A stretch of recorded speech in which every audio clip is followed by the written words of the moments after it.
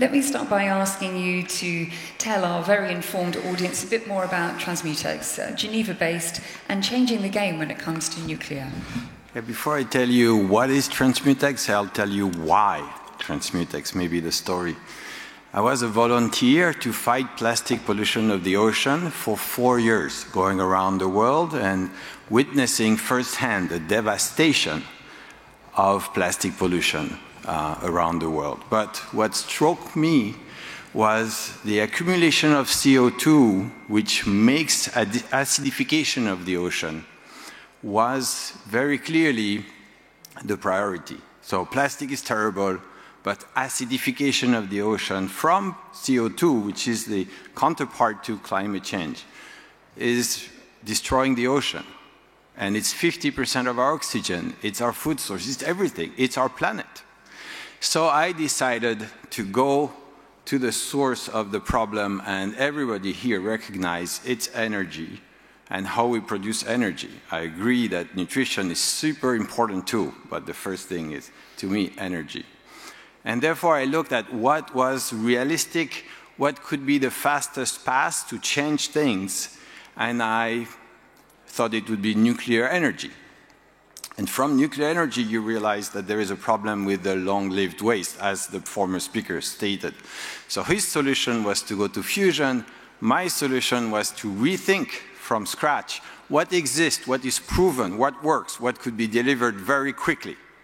And that is nuclear power that mitigates the production of long-lived waste using a new metal, not uranium, but thorium.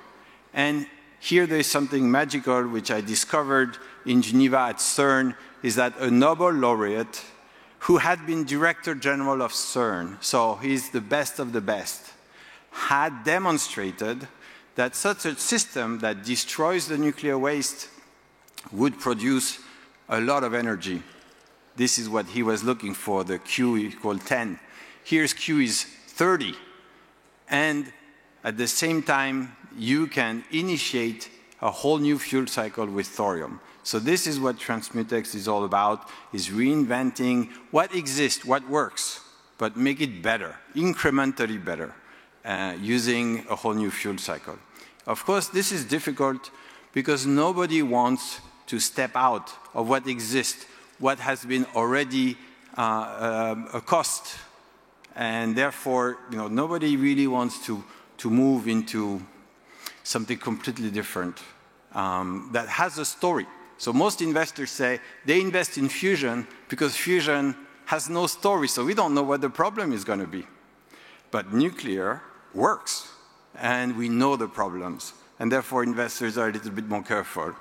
But at least to me, I was never able to convince myself on the fusion story, but I'm sure some people will figure it out, or at least in some time. But what works today is what we want to do. When you talk about, and thank you for the description, when you talk about education, like I was saying with Thomas, great idea, superb product arguably, but convincing people that they need it or want it or can afford it is a different story. Are you finding something similar with educating people? Yes. Nuclear energy is all about governments because the safety is so important. It is not a private company story. You need to convince governments first. And so for the last 5 years, our job has been to develop the technology, the credibility of the technology, the validation, but to engage with governments in order to convince them that this is what, and convince us that this is what they need. And we've been successful at this. So we've demonstrated the validity of the technology, and I'm delighted to announce that this week, actually, we released a major study in Germany, sponsored by the German federal government, which is the most anti-nuclear government in the world. It was just released on Monday, covered by every newspaper, and already spoken of by the politicians, because they realize this is a new nuclear energy that Germany could embrace. But we also got recognized by the American government by getting a grant by the Innovation Agency of the Department of Energy for our vision of the future, and we are going to engage with two of the most prestigious national laboratories in the US to further the development. We're also working with India. We're also working with Italy, Belgium, Romania even, super interesting, very innovative country. So here we are building this coalition. We think climate change should be tackled. Everybody should be involved. We are talking to Indonesia, to Vietnam. We've also been talking to Philippines. The process is the result. If you bring the world together around the solution, they will embrace it. We are not a company who is just going to sell you this stuff. We want to be a solution that you embrace, and we make it as a public-private partnership, because that's the most effective way to make it happen. What is the climate as you would see it in 2025 and beyond for PPPs, so critical to the success of not only your company, but also the energy transition in general? We can't do this alone. Government has to work with industry in lockstep to get us where we need to go. Yes, I think SpaceX changed the game. Really did. That has, Elon Musk's legacy, to me, will be SpaceX because of the public-private partnership. It really changed the attitude governments have. But when you talk about energy, you talk about something that is so systemic, so basic to everything about our civilization, that of course governments have to be involved. I just want to make one point. We went from medieval to industrial with a 2x in energy density, from wood to coal. It means you need half the volume of coal to make the same energy that you could do with wood. Half, just half. Nuclear is 1,000,000 times more energy dense than fossil fuel. 1,000,000 times. This is a completely different game. We have nuclear energy today that came out of military research, the Manhattan Project, that most people don't really know, but is an amazing human achievement, the result of which is probably not what we want, but the process was incredible in human genius. Still, it was military, and it gave us what we have today for PR purposes. When there was the Cold War and America said, let's take this nuclear reactor we have in a submarine and make it a nuclear plant. But now we have climate change. Now there is a real reason to truly reimagine what is this working technology and make it happen for civilian use. And it is possible if you have the reason to reinvent. And you know why? This is what we love about America. The first investor, you can imagine that I'm not a PhD, I'm an engineer, so I know, what's going on, but still, I'm not prestigious, I don't come from the prestigious universities or whatever. The American investor said, you can only reform an industry like nuclear with somebody that comes completely outside of the system. That's America. And that's why, we exist, because you have people who believe in totally contrarian stories. So the future, the DOE and under a Trump administration for nuclear looks bright. Yes, very bright, but everybody talks about AI. What is the contrast here is amazing. It's like everybody is talking about AI, but here you have the Philippines, you have Barbados, you have the Solomon Islands. Everybody talks about climate change and how it's affecting them, and we're still on track for this. Okay, AI is super great, and we're using AI, and we're going to need AI for the future. But let's talk about survival of civilization, of countries. Let's keep on track for saving our planet. That is more important than AI. If we don't have energy and if we don't have a planet, there is no AI. Okay, so let's keep on track here. Yes, absolutely. Yes, by all means. Well, let's talk about energy security, or rather insecurity, and in particular the challenges that are facing the global south, so impacted by climate change and the ones least contributing to it. So as industries continue to decarbonize and as we try and continue to keep the lights on and fuel these data centers that, of course, are so closely linked to AI. How much of a part will nuclear play, especially as we look towards 2050 and the energy mix? How do you envision it? This is the way I answer the debate when, in Switzerland, my country, where people say, oh, we don't want nuclear, or Germany, oh, we don't want nuclear. I say, okay, you come to the United Arab Emirates. They have all the money, they have all the space, and they have all the sun in the world. It's actually the sunniest place in Asia, here in the United Arab Emirates. And they have 4 nuclear reactors, planning 4 more. It's already 35% of their electricity. I say, if the United Arab Emirates, who has demonstrated incredible leadership in so many other ways, like Dubai, thinks that they need nuclear power, who can argue that they don't? And when you think of a solar panel, it lasts 25 years. You need huge batteries, which are ecologically a disaster. A nuclear plant, it's 80 years, maybe 100 years. It uses very little fuel. And the whole idea here is energy sovereignty. This is what truly the Ukraine war demonstrated to the world is you need to be able to draw on your own resources. And thorium, which is this other fuel rather than uranium, which is concentrated, because uranium dissolves in water. So there is all the uranium of the world is in the ocean, very, very hard to recover. But thorium doesn't dissolve in water, and therefore it's on Earth. It's in the crust of the Earth. And so there is everywhere. There is thorium everywhere, in Indonesia, in Turkey, in India, in Canada, in America, everywhere. So we can use that. The Indians have calculated that with our technology and the use of thorium, they would have enough energy for the whole country for 350,000 years. We think they made a mistake. It's probably 3 billion years. I'm slightly speechless. Wow, incredible. When you talk about adoption, and even with reactors being built and used in new countries, yes, we're very familiar with nuclear here in the UAE, and proudly so. But there are safety concerns that the public has, because in not too distant memory there have been disasters, not least with leakages and waste management. These are valid fears the public believes. Governments equally have to address those fears through education and convince investors that it's a good idea too. How do you tackle all of that? Because nuclear's PR has improved a lot, but there's a long way to go.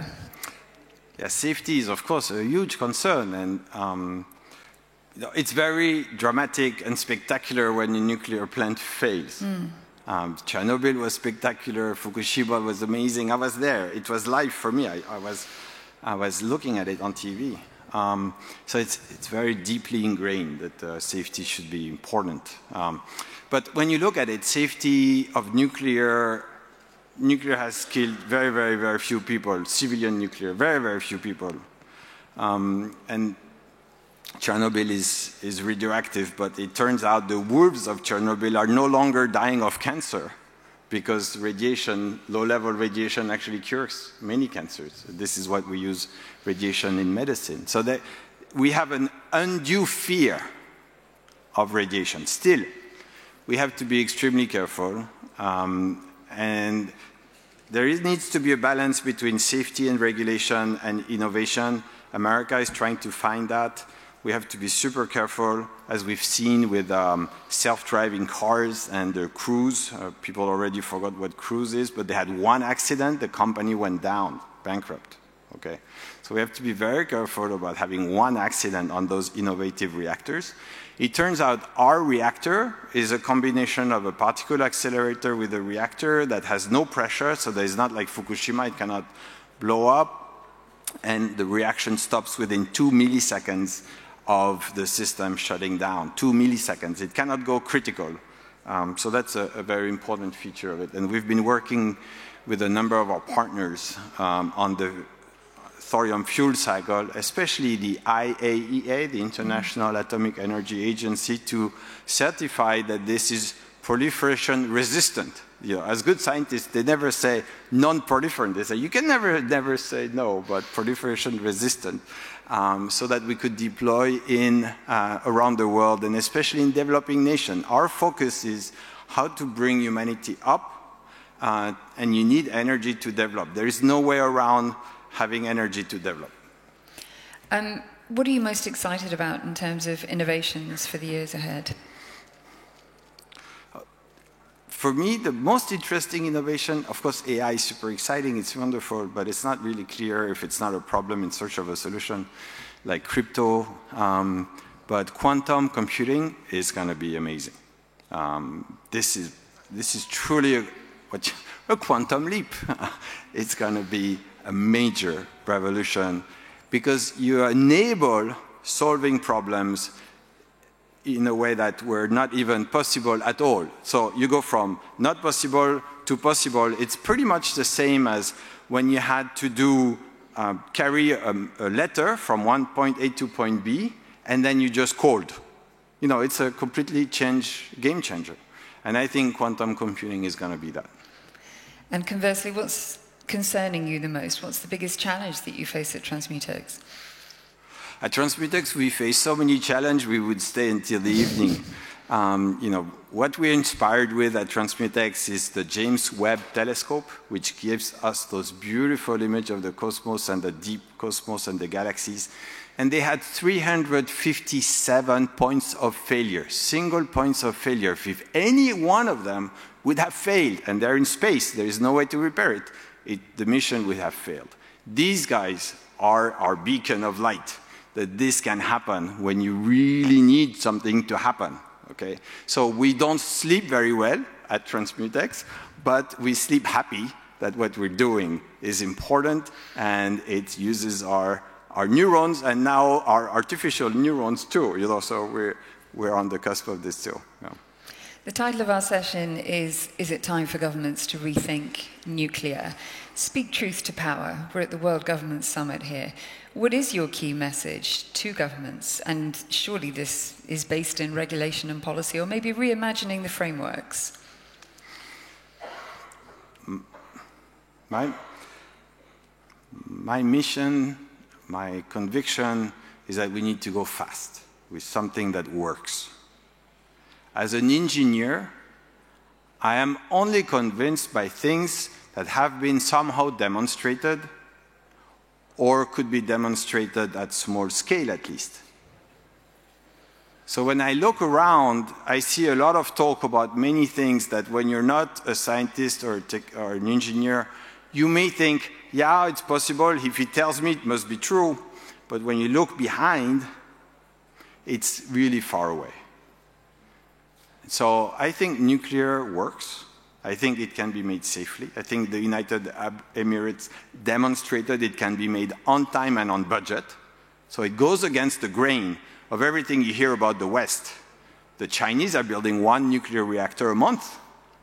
So we have to go against the narrative. We have to question the narrative on many ways. We don't go with the overwhelming buzz about cool new technologies or whatever. Go with what works and what really brings value as fast as possible. It's a tough sell for some governments who are still building coal-firing plants. Some nations are still carbonizing and haven't got to decarbonizing yet. So what's the case for nuclear? You clearly outlined it, but it's a harder sell when it's more expensive. Down the road, that's the only technology that's going to work. You know, this is the technology, this is the energy of the universe. Half of the heat of the planet, which creates the magnetic field that protects us from the radiation of the sun, is from radioactive activities in the planet, from thorium and uranium decay. You know, the sun is nuclear energy. So the ultimate, the California, if you want, of energy, the last frontier is nuclear. We need to harness nuclear. Coal is just in the large span of civilization, hopefully long span of our civilization. Coal is going to be very transition. But we need to demonstrate a nuclear that is simple, non-proliferant, that doesn't have the DNA of military research in it. What are you seeing in terms of sector growth, competitors springing up left, right, and centre, but also new talent being attracted into the field? Oh, we have no problem attracting talent. You know, nuclear energy is super exciting. It's physics, it's chemistry. I mean, anybody who likes engineering and problems is going to be interested in nuclear. 1/3 women in our companies, but I think in Commonwealth Fusion also there are lots of women. So you know, there is no more gender issues, I think, for this. And we think this is going to be really, really exciting for the young generation to tackle as a problem. And geographically, of course, we have examples in Abu Dhabi and UAE of safe nuclear energy being used.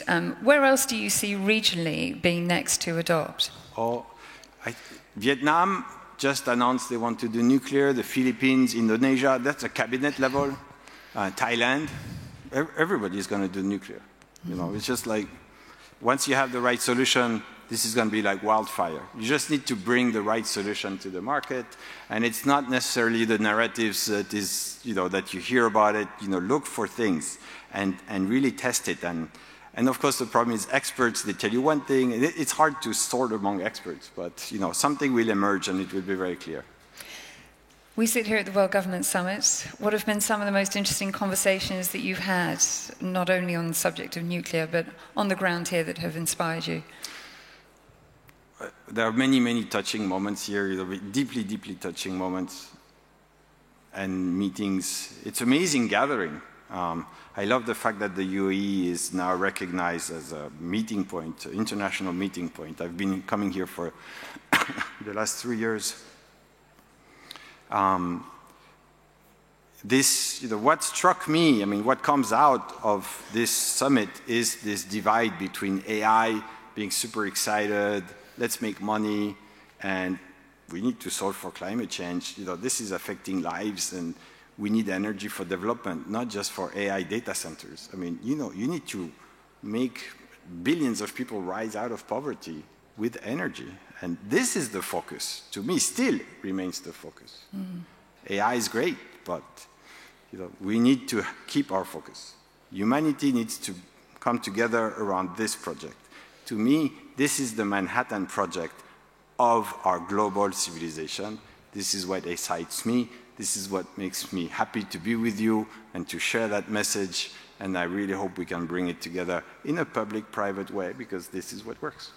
And just on the funding side of things, do you see increased capital going into the nuclear sector in the coming years? We're looking for it. People seem keen. But what are you actually seeing in terms of cash flowing in? So we had the crazy Americans investing in us, you know, that's why we love America. And I'm happy to announce that tomorrow we're signing a grant, an investment, not a grant, an investment by the German federal government. We're the first non-fission investment by the German federal government, Agency for Innovation. So I think it gives us the validation, not only technologically, but financially, and also the level of interest by the government entities that this is going to work. I believe there will be a lot of money in fusion. There is already. And there will be increasingly a lot of money in nuclear, because I'm not sure fusion is going to deliver as fast as we're told. But nuclear is going to be, of course, very big, and a lot of money is going to go there once you find the right solution. Take me behind the scenes, because when you have a country like Germany on board, traditionally quite skeptical, shall we say, when it comes to nuclear, you must have done a magnificent sales pitch. You must have really outlined the case beautifully, as you have done today. But a lot of countries still have a great hesitance when it comes to nuclear adoption for the reasons that we've outlined. Take me inside that boardroom. What is your top-line message? Top-line message is it's a waste to waste nuclear waste. It's catchy. You can say it in order to make your tongue, you know, muscle. It's a waste to waste nuclear waste. Yeah. That's going to stick. The whole thing is, we never really sold anything. We don't tell you, this is going to happen, trust us. No. We say, this is how we're going to do it. These are the scientists that have, reviewed it and think this is great. So in Germany, this was Technical University of Munich. It was actually the safety authority. It was one of the largest legal firms, and it was the German federal government experts who looked into this. We have a 250-page report that they wrote and published it. Everybody can see it. We're totally transparent. So we believe in convincing on very hard facts. Yeah. When you sit on this stage with me next time around, World Government Summit 2026, what will have changed? How will the conversation have moved on, the needle swung to the right? Oh, about nuclear or about TransMutex? Both. Oh, yeah. I think nuclear is, the governments are already moving into nuclear. So by 2026, Vietnam, Indonesia, Philippines, Thailand, Brazil, Argentina, everybody will have a plan. Now the key issue is what kind of plan it will be. I think the cream will come out to say this is the real plan. Is it larger reactors? Is it mid-sized reactors? Is it small reactors? Is fusion making enough progress? By 2026, we'll start to emerge a solution. I think by 2028, the solution will be clear. Yeah. Okay, and costs will have come down a little bit by next year? Cost is really not an issue. I don't understand the issue of cost. You look at the UAE, you look at China, people know how to build nuclear reactors when they really want to. We completely lost our ways in the supply chain and the training of people. That's why we don't know in the West how to build a nuclear reactor. But in Russia, they built fabulous nuclear reactors, and so everybody can build the nuclear reactor if they plan well. And so that's not the issue. Also, once you have your nuclear reactor, you're going to be for 80 years. It's going to work. So yes, maybe it costs money in the beginning. So okay, let's make it very simple. Solar panels with batteries are cheaper to start with, the same way you have a barge to go across the river. You use a barge. The barge is very cheap. But why do we build bridge? It's very expensive, but it lasts for a long time. And it changes the game. You don't have the same interaction between the two sides of the river when you have a bridge rather than just barge. So I feel nuclear is a bridge. Do you want to invest in a bridge or do you want to keep the barge? And on that note, we shall wrap up our conversation. But remember the slogan? Yeah. It's a waste to waste nuclear waste. Yeah. And on that, we'll leave it. Thank you so much. Thank you.